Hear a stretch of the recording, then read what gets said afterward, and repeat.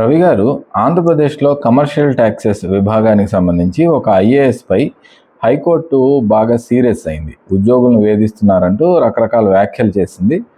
మాకే అధికారం ఉంటే ఆయన్ని తొలగిస్తామనే ఒక పెద్ద మాట కూడా వ్యాఖ్యానించింది. ఏంటి సార్, ఓవరాల్గా ఈ ఇష్యూకి సంబంధించి ఏమంటారు?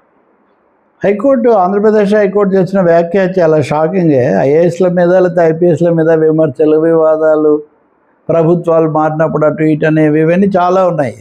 కొంతమందిని ఏమో దీంట్లో పెట్టడము. కానీ ఇక్కడ హైకోర్టు నుంచి వచ్చినటువంటి మాట, హైకోర్టు న్యాయమూర్తి జస్టిస్ భట్టు దేవానంద్ ఆయన వ్యాఖ్యానించారు. బాబు అహ్మద్ అని కమర్షియల్ ట్యాక్సెస్ బాస్ లాంటి ఆయన ఉద్యోగుల యొక్క ప్రమోషన్లను తొక్కిపడుతున్నారు.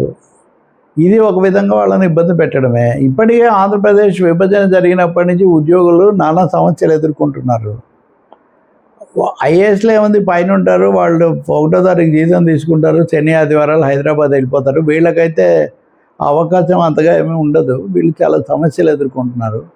ఇన్ని రకాలుగా ఎందుకు ఇబ్బంది పెడుతున్నారు అని ప్రశ్నించింది. అంతటితో ఆకుండా మీరు అన్నట్టు మాకే కనుక అధికారాలు ఉంటే ఇలాంటి వాళ్ళని మేము డిస్మిస్ చేసేవాళ్ళం, సస్పెండ్ చేయమని కూడా మేము సిఫారసు చేస్తాం. నేను నిబంధనలు పరిశీలించి ఆయన తొలగించాలని ఆదేశించే అధికారం ఉంటే కనుక అది కూడా చేస్తానన్న పద్ధతిలో మాట్లాడారు. ఒక అధికారి మీద ఈ స్థాయిలో చెప్పడం అంటే ఏమైనా సమస్యల మీద తీర్పుల్లోనూ అధికారులు ఉత్తర్వులు అమలు జరపలేదు, ఇట్లాంటి ఆగ్రహం కోర్టులు వెలిబుచ్చుతూ ఉంటాయి. కానీ ఇక్కడికి వచ్చేసరికి వ్యక్తిగతంగా మీకు తెలుసు, వాణిజ్య పన్నుల శాఖ, దాంట్లో రకరకాల ఒత్తిళ్ళు, సవాళ్ళు ఇవన్నీ చాలా ఎక్కువగా ఉంటాయి. గత బంగారు బాతుల్లాగా పరిగణించబడే శాఖల్లో ఇది కూడా ఒకటి ముఖ్యమైనటువంటిది. నిజంగా అక్కడ ఏం జరిగింది, ఆ సంఘం యొక్క ప్రధాన కార్యదర్శి ఆయన మీద కేసు వేశారు. దాని మీద విచారణ జరిగింది. ప్రభుత్వం తరఫున కూడా వాళ్ళ వాదనలు కూడా వాళ్ళు వినిపించారు. ఏదైనా ఒకసారిగా అఫీషియల్ డమ్ను షాక్ చేసినటువంటి వ్యాఖ్యలుగా వీటిని చెప్పాల్సి ఉంటుంది. అసలు ఆంధ్రప్రదేశ్లో కూటమి ప్రభుత్వం వచ్చిన తర్వాత, జగన్ ప్రభుత్వం ఉన్నప్పుడు ఒక విధంగా, ఇప్పుడు ఒక విధంగా administration, IAS, civil servants, police officials వీళ్ళ వ్యవహార శైలి వీటి మీద విపరీతమైన వివాదాలు, ఆరోపణలు, అసంతృప్తులు అట్టుడిగిపోతున్నాయి అన్నమాట. కొంతమంది ఏమో తామే వెళ్ళిపోయారు. రెండో వైపున ముఖ్యమంత్రి చంద్రబాబు నాయుడు కూడా కలెక్టర్ల సమావేశంలోనే కొన్నిసార్లు వరుసగా అసంతృప్తి వెలిబుచ్చడం, మీరు చెప్పిన అర్థం కావట్లేదు కొంతమందికి అని చెప్పడం, ర్యాంకులు పెట్టడం, ఇలాంటివి జరుగుతున్నాయి. ఇంకో వైపు నుంచి వీళ్ళు జగన్కు దగ్గర అంటే వీళ్ళు చంద్రబాబుకు దగ్గర అన్న పద్ధతిలో మాట్లాడే పరిస్థితి ఇంకో వైపు ఉంది. ఇలాంటి నేపథ్యంలో ఇప్పుడు వెంకటరామిరెడ్డి అనే ఉద్యోగుల సంఘం నాయకుడు, సచివాలయ ఉద్యోగుల సంఘం నాయకుడు, ఆయన రాష్ట్ర ప్రభుత్వం డిస్మిస్ చేసింది. చాలా మామూలుగా నాయకుడిగా ఉన్న వ్యక్తిని డిస్మిస్ చేయటం అంటే అసాధారణమే. కానీ ఏమంటున్నారు వాళ్ళు అంటే, ఈయన ఎన్నికల్లో వైసీపీ తరఫున ప్రచారం చేశాడు, ప్రభుత్వ ఉద్యోగంలో ఉంటే ఇలా చేయటం తప్పు కాబట్టి మేము 2 ఏళ్ల పాటు విచారణ జరిపి దర్యాప్తు ప్రక్రియ అన్ని పద్ధతి ప్రకారం చేసి పంపించేసామంటాడు. ఈయనేమో మీకు అనుకూలంగా చెప్పిన వాళ్ళు, మీరు చంద్రబాబు నల్ల చొక్కా వేసుకొని ఉన్నవి అవన్నీ కూడా పెట్టి అప్పుడేమో మీరు సహించారు, మీరే వాటిని వాడుకున్నారు. కానీ ఇప్పుడేమో నా మీద రాజకీయ కక్షతో మీరు పంపించేశారని ఆయన అంటున్నాడు. సిఐటి లాంటి కార్మిక సంఘాలు కూడా ఉద్యోగులను వాళ్ళ రాజకీయ భావాల కారణంగా తొలగించడం సరికాదు, వాళ్ళకు కూడా కొన్ని హక్కులు ఉంటాయి. ఈ విధమైన కక్ష సాధింపు అంటే ఇదంతా కావాలని చేస్తున్నారు. ఒక విధంగా ఉద్యోగులకు ఇవ్వాల్సిన జీతభత్యాలు వీటన్నిటిలో ఆలస్యము, అసంతృప్తి, వీటి కారణంగా అది పెరగకుండా ఉండడం కోసం కొంచెం వాళ్ళను హడలు కొట్టే ఒక ప్రక్రియ ఇది అని భావిస్తున్నారు. ఈ చిరుద్యోగులు, కాంట్రాక్ట్ ఉద్యోగులు ఉన్నారు. ఉదాహరణకు అంగన్వాడీలు, ఆశా వర్కర్లు, గ్రామ సహాయకులు, ఇట్లాంటి వాళ్ళు. ప్రభుత్వం మారిన తర్వాత వీళ్ళందరినీ కూడా అనేక చోట్ల స్థానికంగా ఉన్న నాయకులు, పాలక కూటమి నాయకులు వాళ్ళ మీద ఒత్తిడి చేయడం, వాళ్ళు రాజీనామా చేయాల్సిన పరిస్థితులు కల్పించడం, కొంతమంది ఆ ఒత్తిడికి గురి కావడం, ఇవి కూడా జరుగుతున్నాయి. ఇంకా పోలీస్ శాఖలో సరే అసలు ఇప్పుడు కడపలో కూడా ఒక పోలీస్ అధికారి మీద కొంత చర్య తీసుకున్నటువంటి పరిస్థితి. ఇవన్నీ నేను ఉద్యోగ అధికార రంగాలకు సంబంధించినవి మాత్రమే చెప్తున్నాను. కాబట్టి ఈ నేపథ్యంలో ఇప్పుడు ఈయన శాఖాపరంగా ఒత్తిడికి గురి చేస్తున్నారు అని న్యాయమూర్తి అంత సీరియస్గా చెప్పి మేమైతే తొలగించే వాళ్ళం అని చెప్పడం అన్నది ఖచ్చితంగా ఒక హెచ్చరిక లాంటిదే మనం భావించాల్సి వస్తుంది.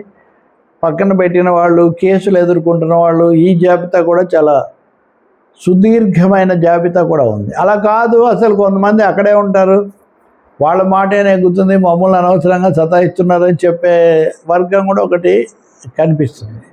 విపరీతమైన నిరంతర బదిలీలు కూడా జరుగుతున్నాయి. మరి ఇప్పుడు హైకోర్టు న్యాయమూర్తి చేసిన వ్యాఖ్యల తర్వాత ఈ బాబు విషయంలో ప్రభుత్వం ఎలా నిర్ణయం తీసుకుంటుంది, రెండవది ఆయన ఎలా స్పందిస్తారు, అఫిడవిట్లు దాఖలు చేయమని న్యాయమూర్తి చెప్పారు.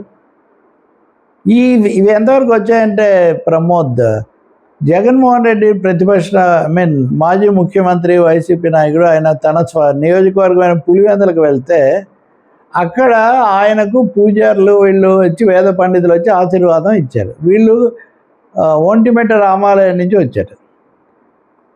ఒంటిమిట్ట రామాలయం తిరుమల తిరుపతి దేవస్థానం అధీనంలో ఉంటుంది, మీకు తెలుసు కదా. మా అనుమతి లేకుండా మీరు ఎలా వెళ్ళారని వాళ్ళకు నోటీసులు ఇచ్చారు. అంటే ఇవి ఎక్కడి దాకా వచ్చాయంటే కింద స్థాయి నుంచి ఆఖరికి ఈ పూజా పురస్కారాల వరకు కూడా ఇవి వివాదాస్పదంగా మారిపోతున్నాయి. చూడాలి మరి నా తదుపరి అడుగులు ఎలా ఉంటాయి. రెండవది, రాజకీయ కారణాలు, వ్యక్తిగత కారణాలు ఎలా ఉన్నా కానీ చిరుద్యోగులను లేదా మధ్యతరగతిలో ఉన్న ఉద్యోగులను, ప్రభుత్వం పనులు చేసేవాళ్లను ఒత్తిడికి గురి చేయటం, వాళ్ళని ఇంకో విధంగా చేయటం మటుకు సరికాదు. అసలు ప్రభుత్వం మీద, ముఖ్యమంత్రి మీద ఉద్యోగులకు మేము గురుగా ఉంటుంది. ఎప్పుడు సమీక్షలు అంటారు, పొద్దున్న టార్గెట్ ఇస్తారు, మధ్యాహ్నం రివ్యూ చేస్తూ అంటారు, మేము ఎలా తెస్తామని. ఇప్పుడు ఇక్కడ కూడా ఈ కమర్షియల్ ట్యాక్సెస్లో కూడా టార్గెట్ ఎక్కువగా ఉంటుంది. ఆదాయాలు, జిఎస్టీ వసూళ్ళు జిఎస్టీకి వేరే ఉంటుంది అనుకోండి, వసూళ్ళు తగినంతగా ఉన్నాయా లేదా అని చూడాలి. మరి తదుపరి స్పందన ఎలా ఉంటుందన్నది. కానీ ఉద్యోగులు, అధికారులు ఒక విధమైన ఒత్తిడికి గురవుతున్న మాట మాత్రం నిజం. అది కేవలం రాజకీయ కారణాల వల్లనే కాదు, పాలనాపరమైనటువంటి అధికార వర్గాల వల్ల కూడా ఇది జరుగుతుందని ఇప్పుడు మనకు తెలుస్తుంది. గత ప్రభుత్వంలో ప్రవీణ్ ప్రకాష్ ఉన్నప్పుడు ఆయన ఇటువంటివే చేశాడని టీచర్లు ముఖ్యంగా ఆయన మీద ఫిర్యాదు చేస్తూ ఉండటం కూడా మనకు తెలుసు కదా. ఈ విధంగా ఐఏఎస్ ఆయన బాబు అని ఆయన మీద తీవ్ర వ్యాఖ్యలు చేస్తున్న వాటిలో అతి ముఖ్యమైనది అందరూ గుర్తించాల్సిందే. ఒక ఐఏఎస్లే కాదు, పరిపాలకులైనా, వ్యాఖ్యాతలైనా, విమర్శకులైనా, రాగద్వేషాలు ఉన్న వ్యక్తి ఐఏఎస్గా పనికిరాడు అని ఆయన అన్నారు. ఒక విషయంలో అనుకూలత, వ్యతిరేకత ఉండొచ్చు, చెప్పింది నచ్చవచ్చు, నచ్చకపోవచ్చు. కానీ రాగద్వేషాలు అంటే ఈ మనిషిని మనం ఇక్కడ ఉండకూడదు, లేకపోతే ఈ మనిషి సరైన వాడు కాదు అనే వ్యక్తిగతమైన రాగద్వేషాలు ఉండకూడదు. అందరూ బలపరచరు, వ్యతిరేకించవచ్చు, అనుకూలించవచ్చు. కానీ వాళ్ళ పని మీద, వాళ్ళ నిర్ణయాల మీద, ఫంక్షనింగ్ మీద ఆ ప్రభావం పడకూడదు. ఈ కీలకమైన వ్యాఖ్య జస్టిస్ దేవానంద్ చేశారు. ఇది అందరికీ కూడా గుణపాఠం కావాలి. వాస్తవానికి అందరూ కూడా దిద్దుకోవాలి.